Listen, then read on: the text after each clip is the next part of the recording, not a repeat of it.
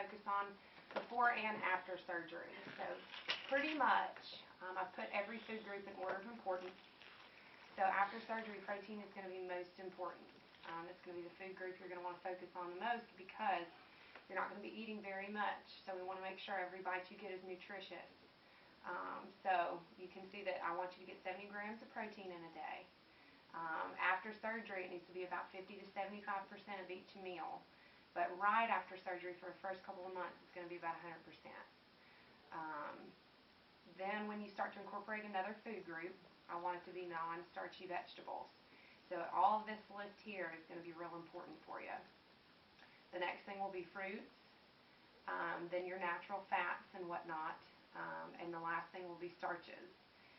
So if you're going to go for a starch, I'd really want it to be a starchy vegetable, something like a sweet potato, peas, beans, corn, something with some nutritional value over anything like pasta, popcorn, bread, stuff like that. These serving sizes are going to be ultimate goals, a few years out. Don't think that you'll be able to get these big servings in, right after surgery within the first year. But this is something I want you to work towards. And so before surgery, I really like you to kind of get in the mindset of, protein is number one. So I need to get a protein at every meal. So try and find the protein source at every meal. Think about snacks and what snacks can give you the most benefit, most bang for your buck. So try and go for those protein snacks too. And I've listed some dairy products that are protein in here as well as the meat, eggs, things like that. But always keep in mind your meat is going to be less calories and more protein than any dairy. So you're going to get more from it. So go for those lean meats when you can, okay? This is the diet when you come out of surgery for the first 7 weeks. So when you first come out of surgery, you're going to be on clear liquid diet. That'll be for about 3 days. It's going to be things like sugar-free Jell-O, sugar-free popsicles, chicken broth, whatnot.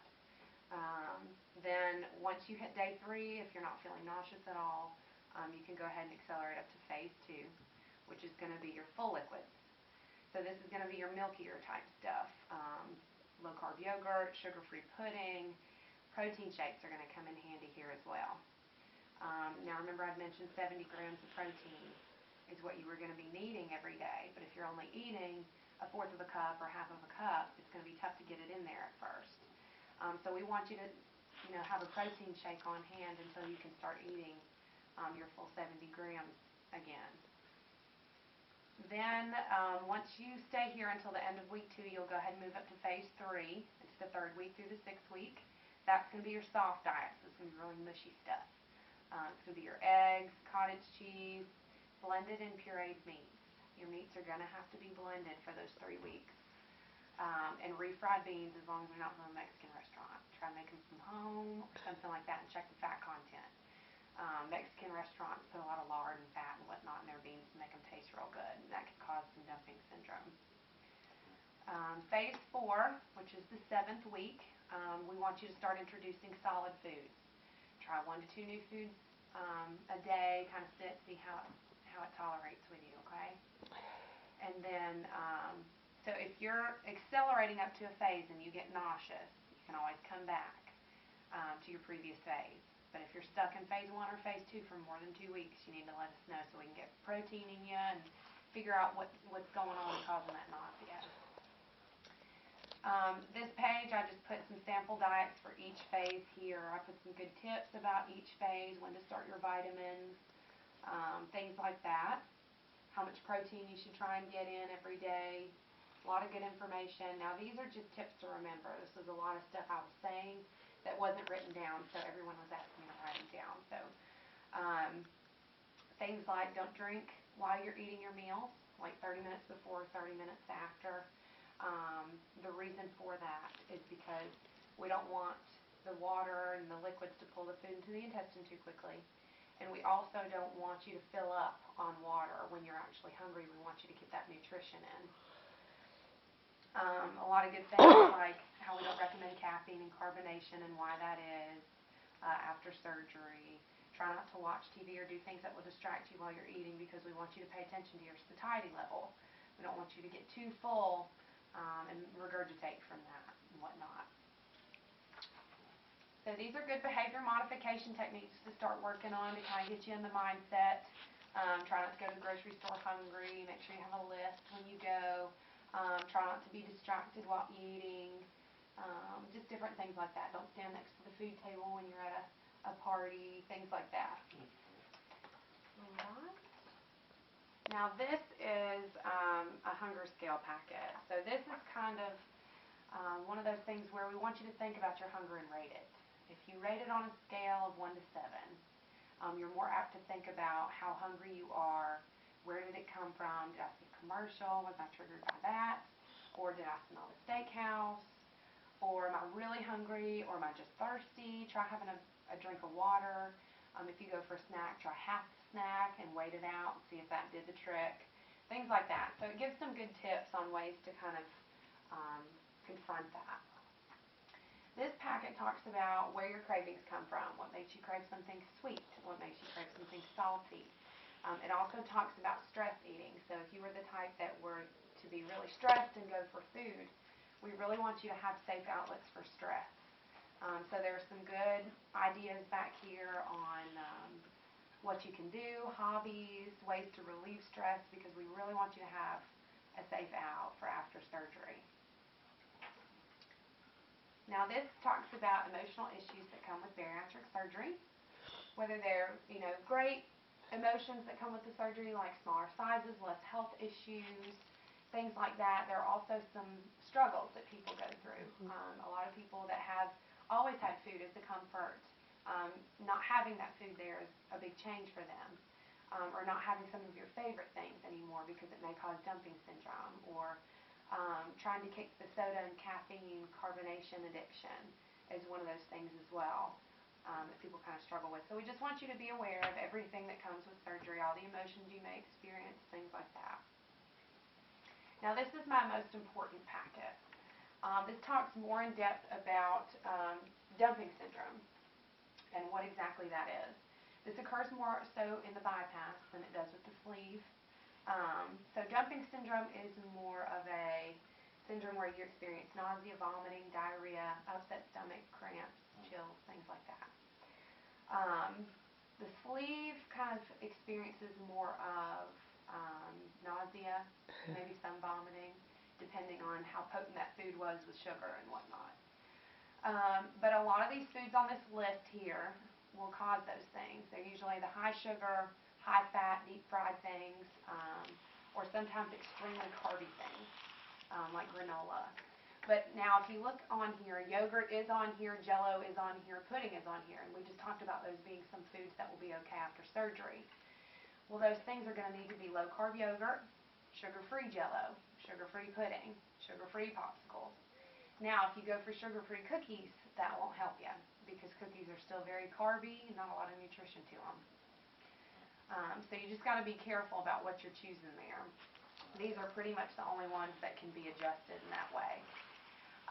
Here are the liquids that will cause those things. Sweet tea, sweeten it with Splenda instead. Go for decaf as well. Ensure and Slim Fast. A lot of people say, why can't we do that because that's a protein drink, which is true. It is a protein drink, but it's not a very high protein drink. But it is, however, high in carb and high in sugar. So those things are what trigger the dumping syndrome, which we'll go over some other protein shakes in a minute. So if you go for Kool-Aid, go sugar-free. Try not to go for chocolate milk. Chocolate milk's loaded in sugar, things like that. Now, artificial sweeteners are okay. Splenda, NutraSweet, Equal, all of that is fine if you tolerate that well. Now, sugar alcohols you'll have to be careful with. Those are in a lot of sugar-free products. They are a sugar replacement. They still have about half the calories that sugar has. And they also cause a laxative effect in people with a normal GI system. So you'll just have to be careful and watch those in moderation. This is about label reading. We want you to look for these sweeteners, and if it's in the first 3 ingredients, that product is probably going to be too sweet for you. So a good example of that is vanilla ice cream. The first 3 ingredients, you got sugar as number 3, in addition to corn syrup down here as well, so that's going to be really sweet. But if you look at the natural applesauce, your first 3 ingredients are just fine, and they don't contain any of those sweeteners. This page is about vitamins. Your vitamins are going to be chewable. And usually with the sleeve, what's recommended are 2 multivitamin and about 1,000 milligrams of calcium a day. They're going to be chewable, like I said. If you're on any other medications off the top of your doctor about getting them crushed or being able to crush them, or they come in liquid form, at least for the first 6 months, everything will have to be chewable or liquid. But all of that is here. We have samples of stuff that we sell here as well, but we really want you to go with the bariatric vitamins so that you're getting nutrients, more so nutrients than anything over the counter, like at Walmart and whatnot. Now this is a list of high protein foods we've already kind of talked about for the second phase and the third phase after surgery. I just wanted to reiterate the protein foods there. So a lot of this is going to be your milky things like we just talked about. The sugar-free pudding, cream of soup, the cream soups with everything strained out, stuff like that. And then your third phase is going to be your soft stuff. Now a lot of people, instead of pureeing their own meats, they'll do the baby food meat because it's more convenient, which is fine with me. Okay. But just make sure that all your meats are pureed at that point, those 3 weeks.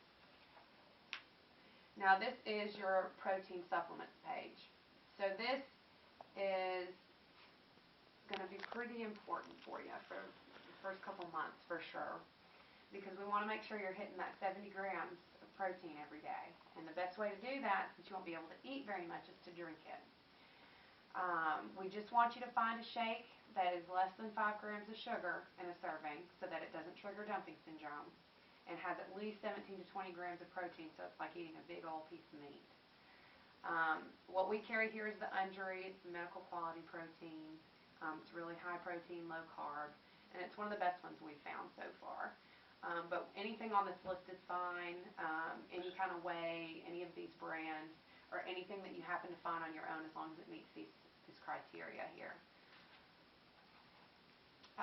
A lot of people were telling me they're tired of chocolate, strawberry, and vanilla. So I put together some ideas on how to make it taste better, give it a different consistency, whether it be mixing it in yogurt, making popsicles with it, things like that.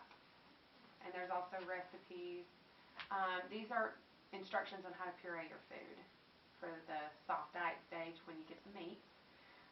We basically just want you to cut it up the size of a thumbnail, put it in a food processor or blender, add a little broth to it, and spin it around real good. It needs to be the consistency of like cream of wheat. And then here are the goals that I like to work toward before the surgery.